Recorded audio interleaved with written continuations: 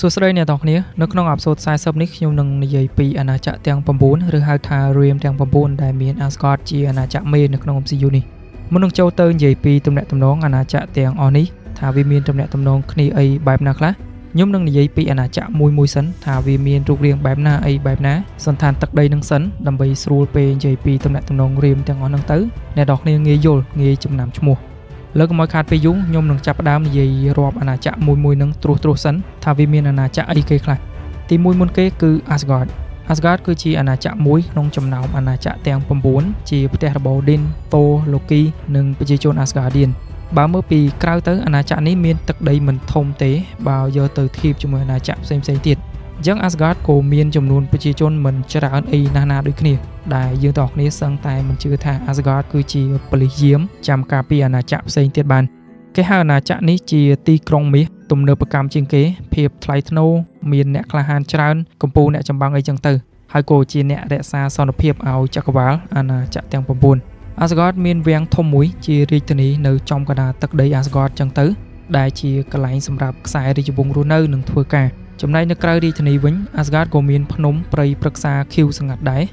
Asgard មិនត្រឹមតែជាអាណាចក្រមានអំណាចទេដូចអ្នកនរគ្នាភាគច្រើនដឹងចឹងវាក៏ជាកន្លែងពពកធម្មពលកូនស្រីច្បងរបស់ Odin ដែរគឺ Hela នឹងដែលថា Hela នៅលើទឹកដី Asgard នេះកាន់តែយូរមានធម្មពលកាន់តែខ្លាំងកាន់តែសាហាវពីមុនមកជាសារ Asgardian បានធ្វើសង្គ្រាមជាមួយពួក Frost Giant និង The Dark Elf ដើម្បីនាំមកនូវសន្តិភាពឲ្យចក្រវាលផងដែរហើយដោយសារតែភាពអស្ចារ្យនៃអាណាចក្រមួយនេះអ្នកនៅផែនដីពិសេសអ្នកនៅខាង Norway គិតថា Asgard នេះគឺជាឋានសួគ៌ដែលមានសុទ្ធតែព្រះអីចឹងទៅទី2 Jotunheim ជាអាណាចក្ររបស់ពួកយក្សកក Frost Giant មានសន្តានដីនឹងសុទ្ធតែតកកនៅជុំវិញតែម្ដងងងឹតតិចទឹកដីនេះមិនសូវមានពន្លឺចូលដល់ឲ្យមើលឃើញផ្លូវទេដល់ចឹងភពនេះមើលទៅដូចជាយប់រាល់តែពេលអញ្ចឹងហើយបើនិយាយពីប្រវត្តិសង្គ្រាមវិញ Jotunheim នេះគឺជាសត្រូវជាមួយ Asgard តពូជតែម្ដងអាណាចក្រនេះគ្រប់គ្រងដោយ Laufey ដែលជាស្ដេចនៃពពួកយក្សកក Frost Giant ទឹកដីនេះគឺជាទឹកដីកំណើតរបស់ Loki ដែលត្រូវជាកូនប្រការរបស់ Laufey នឹងឯងដែលក្រោយមក Odin ក៏រើសយកទៅចិញ្ចឹមនៅ Asgard វិញ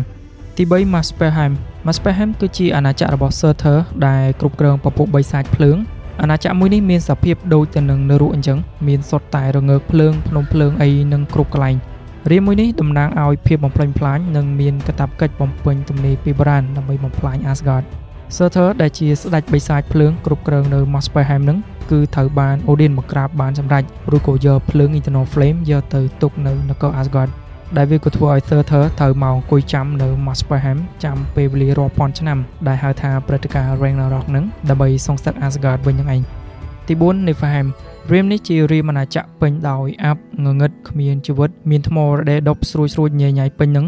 អាណាចក្រមួយនេះត្រូវបានគ្រប់គ្រងដោយ Hela អាទិទេពនៃសេចក្តីស្លាប់នៅមុនព្រឹត្តិការណ៍ Ragnarok ចឹងឯ Niflheim នេះក៏ហៅថាជាទឹកដីនៃសេចក្តីស្លាប់ដែរដែល Odin បានបញ្ជូន Hela ឲ្យទៅនៅក្នុងអាណាចក្រនេះរហូតតតែ Odin ស្លាប់បាន Hela អាចរួចចេញមកនឹងដែលយើងបានឃើញនៅក្នុងរឿង Thor Ragnarok ទី5 Midgard គឺជាអាណាចក្រ Emsem ហេតុអីទឹកដីនេះមិនមែនគ្រប់គ្រងតែស្ដេចណាម្នាក់ទេគឺមានមេដឹកនាំច្រើនអ្នកដែលដឹកនាំប្រទេសពួកគេរៀងខ្លួនបើយើងនិយាយតាមបែបងាយ Midgard ឬក៏ផែនដីជាភពទី3នៃប្រព័ន្ធព្រះអាទិត្យមានបច្ចានមួយវិលជុំវិញជាជំរករបស់មនុស្សបំលែងពូជ mutant ក្រុមមនុស្សនឹងក៏មានដែរ Inhuman ផែនដីនេះមួយគេដាក់ឈ្មោះឲ្យច្រើនមែនទែនដូចអ្នកនៅអាណាចក្រទាំង9ហៅផែនដីថា Midgard អ្នកនៅក្រៅអាណាចក្រនេះដូចអ្នកនៅ Senda ហៅ Terra ហើយហួសទៅដល់ពួក Kree វិញគេហៅភព C53 Midgard ឬក៏ផែនដីហ្នឹងគឺជាអាណាចក្រនៅកណ្ដាលសម្រាប់ភ្ជាប់ទៅអាណាចក្រផ្សេងទៀតតាមរយៈ Yggdrasil ប៉ុន្តែនៅផែនដីនេះពីមុនមកមិនសូវជាមានព័ត៌មានទំនាក់ទំនងក៏ដូចជាដឹងច្រើនពីរឿងអាណាចក្រទាំងនេះទេមិនថាមិនដែលមានទំនាក់ទំនងជាមួយរាមផ្សេងអីទេគ្រាន់តែថាវាកម្រមែនទែនទោះបីជាព្រឹត្តិការណ៍ដែលកើតឡើងនៅផែនដីធំភាគច្រើនហ្នឹងមិនជាមានបញ្ហាដោយសារតែអ្នកនៅអាណាចក្រទាំង9ទេសូម្បីតែព្រឹត្តិការណ៍សង្គ្រាមនៅ New York សង្គ្រាមជាមួយ Thanos តោះតែ Thor មានវត្តមាននៅផែនដីមានមយោនីអីធ្លាក់មកគ្មានអ្នកណាលើករួចក្នុងរឿង Thor វគ្គ1ហ្នឹងបានអ្នកនៅផែនដីជាពិសេសអង្គភាព Shield ចាប់ផ្ដើមសិក្សាពីរឿងទាំងអស់ហ្នឹងកាន់តែច្បាស់ទី6 Svartalheim ជាអាណាចក្រងងឹតពពកខ្មៅស្អាប់គ្មានដើមឈើបៃតងអីនៅនេះទេជាផ្ទះរបស់ពួក The Dark Elf គ្រប់គ្រងដោយ Malekith ពួក The Dark Elf មានអាយុកាលចំណាស់បំផុតមួយតាំងពីចក្រវាលមិនទាន់មានពលឺ ដល់ចឹងពួកគេទាំងអស់ហ្នឹងរស់នៅបែបគ្មានពលឺដោយសុខសប្បាយក្រឡងមកចឹងទៅរហូតមកដល់ពេលចក្រវាឡចាប់ផ្ដើមមានវត្តមានពលឺចូលមកក៏វាធ្វើឲ្យមានការរំខានដល់ជាសាស The Dark Elf នេះឯងដូច្នេះហើយពួកគេទាំងអស់នេះចង់កែប្រែអាណាចក្រ Realm ទាំង9ហ្នឹងទៅជាភាពងងឹតដូចពីមុនវិញដោយប្រើ Ether ឬ Reality Stone អាហ្នឹងគឺជាគោលដៅធំបំផុតរបស់ពួកគេទី7 Nidavellir អាណាចក្រមួយនេះបើមើលពីក្រៅទៅគ្រាន់តែជាយានធំមួយរាងដូចជាកងព័ទ្ធជុំវិញផ្កាយដែលងាប់ខុសពីអាណាចក្រផ្សេងៗទៀតដែលជាភពម្ចាស់ស្រុកនៅអាណាចក្រនេះគេហៅជាសាស Dwarf យើងមិនដែលបានឃើញអ្នកផ្សេងទៀតក្រៅពី E3 ទេដែលគាត់មានរូបរាងមេធំតែមិនសូវខ្ពស់ចឹងខ្ញុំមិនដឹងថាពួកជាសាស Dwarf នេះមានរូបរាងដូច E3 ទាំងអស់គ្នាឬក៏មិនទេតែបើនៅក្នុង comic មានអ្នកខ្លះមានរូបរាងទាបមានតូចកម្ពស់ពាក់កណ្ដាលខ្លួនតអីទេចឹងពួក Dwarf ទាំងអស់ប្រហែលជាមិនមានមាឌធំដូច E3 ទាំងអស់ទេបើតាមការស្មាននៅអាណាចក្រនេះជាទូទៅ Dwarf ជាជាងដែកBlacksmith ផលិតសភាវុធកំពូលឲ្យទៅខាង Asgard ដូចជា Mjolnir, Gungnir, Stormbreaker សូម្បីតែ Infinity Gauntlet ហ្នឹងក៏ Thanos រត់មករក E3 ធ្វើឲ្យនៅ Nidavellir នេះដែរទី8 Vanaheim ជាអាណាចក្ររបស់ពពួកព្រះ Vanir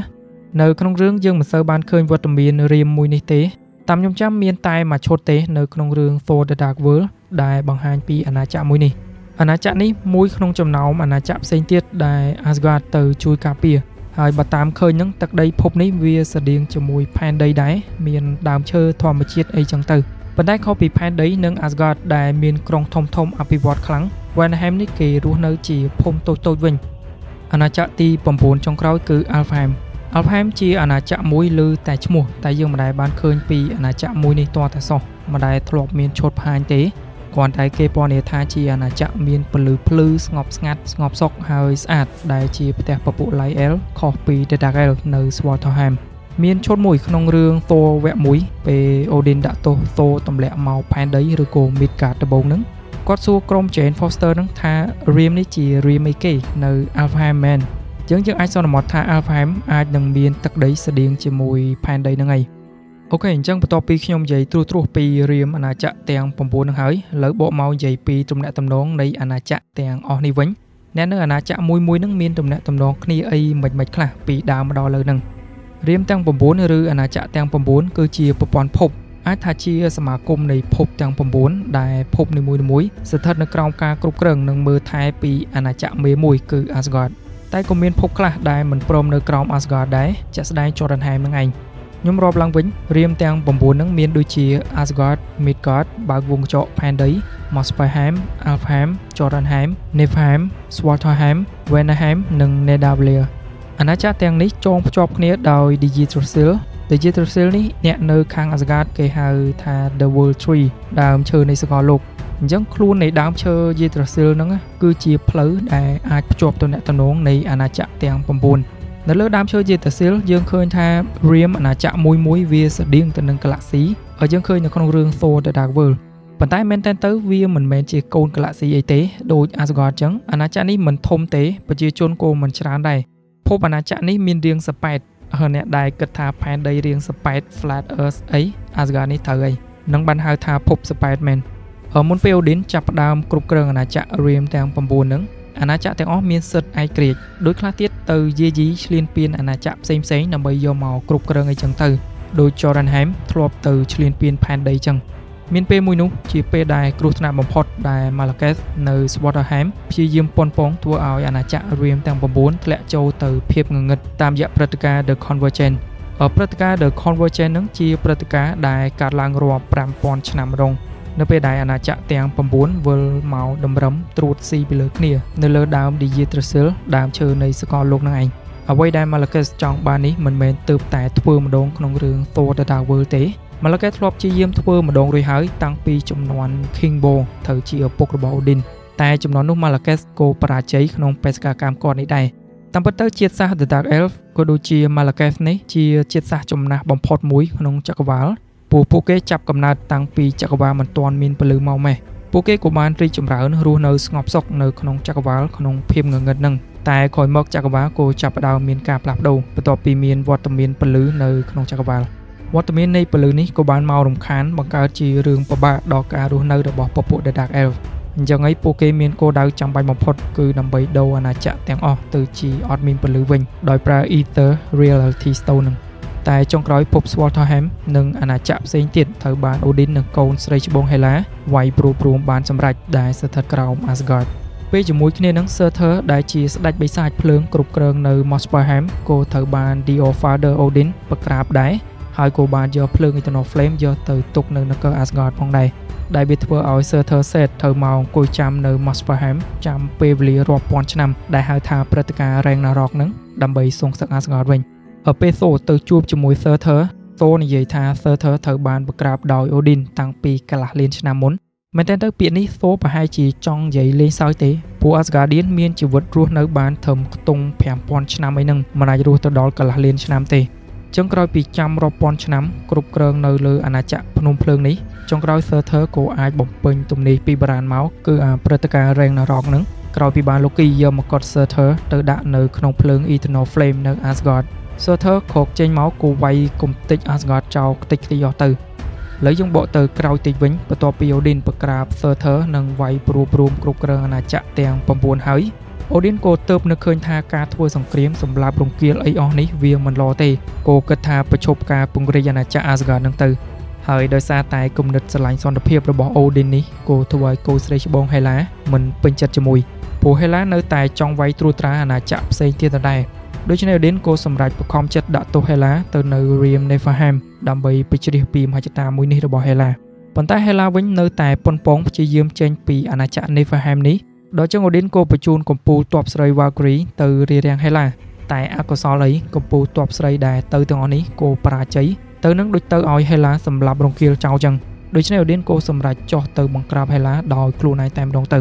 ហើយក្រោយមកបន្ទាប់ពីឃុំឃាំង Hela ចោលនៅ Niflheim ហើយOdin ក៏នៅតែបន្តដឹកនាំគ្រប់គ្រងអាណាចក្រទាំង9ដោយគិតពីសន្តិភាពជារឿងដែលចាំបាច់ខណៈដែល The Dark Elf រងចាំព្រឹត្តិការណ៍ The Convergence Surtur ចាំបំពេញព្រឹត្តិការណ៍ Ragnarok ហើយ Hela វិញប្រកាសអីគឺនៅជាប់ក្នុង Niflheim នឹងចំណែក Frost Giant នៅ Jotunheim វិញមិនបានទៅពេញចិត្តជាមួយរឿងសន្តិភាពដែល Odin កំពុងតែធ្វើនេះទេក៏ប្រឆាំងនឹងគំនិតនេះទៅវាយប្រហារ Midgard ឬក៏ផែនដីជាមួយ Cascade of Ancient Winter ដែលជាប្រភពថាមពលរបស់ជាតិសាសន៍ពួកគេ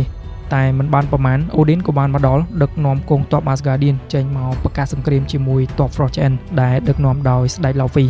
សង្គ្រាមទាំងពីរអាណាចក្រនេះក៏បានចាប់ផ្ដើមឡើងហើយក៏ឈានទៅដល់ការប្រយុទ្ធគ្នានៅ Jotunheim ទឹកដីរបស់ពួក Frost Giant នឹងដែលជាពេលកំណត់ថា Jotunheim ចាញ់សង្គ្រាម Asgard ទោះបីជាក្នុងសង្គ្រាមមួយនឹង Odin បានបាត់បង់ភ្នែកមួយចំហៀងក៏ដោយទាហាន Asgard ក៏បានយក Cascade of Ancient Winter ទៅទុកនៅ Asgard ហើយ Laufey ខ្លួនឯងក៏ព្រមព្រៀងឯកភាពសន្ធិសញ្ញាសន្តិភាពជាមួយ Odin ទៅហើយណាមួយដោយសារតែពួក Frost Giant នេះរស់នៅពឹងលើអាដុំ Cascade of Ancient Winter ដែលជាប្រភពថាមពលពួកគេនឹងដល់អត់ពីអាដុំនឹងទៅភព Jotunheim នេះក៏ប្រែទៅជាយ៉ាប់ទៅប៉ុន្តែក្រោយច្រើនឆ្នាំមកទៀត Loki ក៏បានទៅចរចាជាមួយ Laufey បន្ទាប់ពី Odin ដាក់ទោស Thor ទម្លាក់ទៅផែនដី Loki មកចរចានេះចង់ឲ្យ Laufey ចូលទៅសម្លាប់ Odin នៅ Asgard ដែលកំពុងតែនៅក្នុង Odin Sleep រួចយកអាដុំ Cascade of Ancient Winter នឹងទៅទឹកដីខ្លួនឯងវិញចុះហើយដូចខ្ញុំបាននិយាយនៅក្នុងប្រវត្តិ Loki អញ្ចឹងនេះជាល្បិច Loki ទេ Loki ក៏ប្រើ Gungnir បាញ់ទៅលើ Laufey 2ដងសម្រាប់ Laufey ចោលទៅ Laufey ដែលចូលមកលួចធ្វើឃាត Odin នៅផ្ទះរបស់គេតែម្ដងអញ្ចឹងក៏ជាលេសឲ្យ Loki ប្រើលេសនឹងបង្វែរស្ពាន Bifrost បាញ់ទៅលើអាណាចក្រ Jotunheim បាញ់បំបែកគំតិចភពនេះចោលតែម្ដងតែក៏បាន Thor វាយបំបែកស្ពាននេះបានសម្រេចអញ្ចឹង Jotunheim រួចពីការបាញ់គំតិចនឹងទៅហើយក៏ព្រោះតែស្ពាន Bifrost ត្រូវបានខូចខ្ទេចអស់ទៅហើយអាណាចក្រទាំង9នឹងក៏ចាប់ផ្ដើមរង្គោះរង្គើអញ្ញៃដោយពួក Marauder ដែលជាក្រុមចោរឈ្លានពាននឹងចូលមកអាណាចក្រ Vanaheim វាយលុកបំផ្លិចបំផ្លាញម្ចាស់ផ្ទះគេហើយក៏ចូលមកគ្រប់គ្រងអាណាចក្រនេះប៉ុន្តែចុងក្រោយកំពូលទ័ពពីខាង Asgard ចុះមកអន្តរាគមន៍ចាត់ការពួកអដៃនឹងមានក្រុម Warrior 3 Lady Sif និង Thor ហើយក៏បញ្ចប់សង្គ្រាមឲ្យអ្នកនៅខាង Vanaheim នឹងមានសេរីភាពវិញហើយបន្ទាប់ពីព្រឹត្តិការណ៍ Ragnarok នៅ Asgard ដែលខ្ញុំបាននិយាយមុននឹងបានបញ្ចប់ទៅទឹកដីអាណាចក្រ Asgard ទាំងមូលបានរលំរលាយខ្ទេចខ្ទីអស់បាត់ទៅហើយនៅសល់ប្រជាជន Asgardian ពាក់កណ្ដាលទៀតក្រោយពីរត់គេចពី Thanos Valkyrie ក៏បាននាំអ្នកទាំងអស់ហ្នឹងមកបង្កើត Asgard ថ្មីនៅលើ Midgard ដែលជ្រើសយកទីតាំង Thorsberg ខាងប្រទេស Norway អ្នក Asgardian ក៏រស់នៅតាមបែបមនុស្សនៅផែនដីហ្នឹងទៅ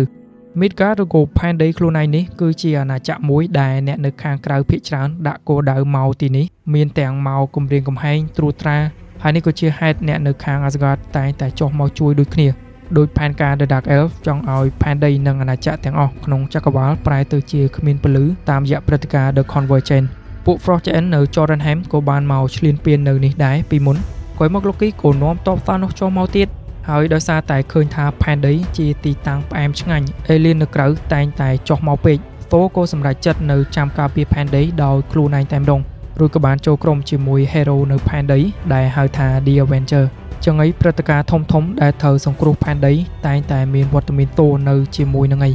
ហើយដោយសារតែ Asgard ត្រូវជួបប្រទះបញ្ហាភ្លាមៗចំណែក Thanos ក៏ដើរប្រមូល Infinity Stone ភ្លាមៗដូចគ្នាទីមផុត Thor ក៏បានទៅរក E3 នៅ Nidavellir តែក៏យឺតពេលបាត់ទៅហើយ Thanos បានចុះទៅដល់ Nidavellir នេះមុនដើម្បីបង្ខំឲ្យ E3 ធ្វើស្រោមដៃ Infinity Gauntlet និងសម្លាប់អ្នកនៅ Nidavellir នេះចោលទាំងអស់ទុកតែ E3 ម្នាក់ទេតែក៏មិនបានទុកដៃ E3 ឲ្យនៅល្អដែរព្រោះមិនចង់ឲ្យ E3 ទៅផលិតអាវុធទេពអីតទៀតបាន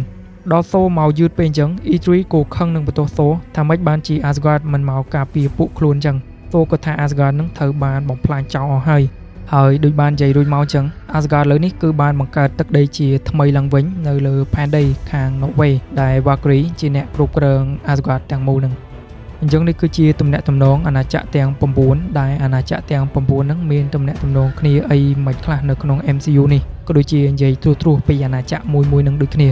បើអ្នកនរគ្នាមានអីចង់លើកឡើងបន្ថែមពីលើអីដែលខ្ញុំបាននិយាយនេះឬក៏ឃើញថានៅមានចំណុចដែលខ្ញុំអត់បានលើកមកនិយាយអីជួយ comment ប្រាប់ខ្ញុំផងព្រោះឃើញមានកន្លែងណាដែលខ្ញុំមើលម្លងដែលខ្ញុំនិយាយមិនទាន់អស់អាច comment នៅខាងក្រោមបានបើមានជាសំណួរក៏អាច comment សួរនៅខាងក្រោមបានផងដែរចាំខ្ញុំព្យាយាមឆ្លើយឬក៏ចាំខ្ញុំប្រមូលមកធ្វើវីដេអូឆ្លើយសំណួរតែម្ដងអញ្ចឹងបើពេញចិត្តនៅការបកស្រាយរបស់ខ្ញុំសូមជួយចុច like ឲ្យខ្ញុំមួយផងហើយបើមិនទាន់ subscribe ទេក៏សូមជួយចុចឲ្យខ្ញុំម្នាក់មកប៉ក់ផងអរគុណអ្នកនរគ្នាយើងនឹងជួបគ្នានៅក្នុងអេពីសូតក្រោយទៀត